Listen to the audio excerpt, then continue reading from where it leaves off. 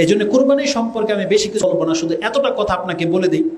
কুরবানি সম্পর্কে আমাদেরকে যেটা জানতে হবে, যেই দিকগুলো, সেটা হচ্ছে একান্ত না জানলেই নয় যে দিকগুলো। কেননা আমাদের মাঝে কুরবানি সম্পর্কে বেশ কিছু মূর্খামি আছে, বাড়াবাড়ি আছে।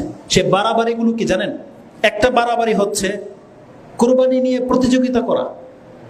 এক ভাই আরেক ভাই, চাস্তো ভাই বা বংশের সাথে, গ্রামের সাথে গ্রাম, অমুক মানে রক্তের সাথে রক্ত, প্রতিযোগিতা করা। এটা জায়েজ না না জায়েজ? না জায়েজ।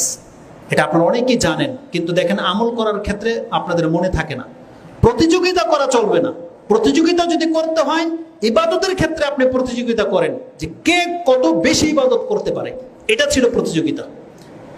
এটা হবে কল্যাণকর। কিন্তু কুরবানির গরুর সাইজ নিয়ে যদি প্রতিযোগিতা করেন, এটা আপনার তাকওয়ার খেলাফ চলে যাবে, এটা বাড়াবাড়ি, এটা চলবে না।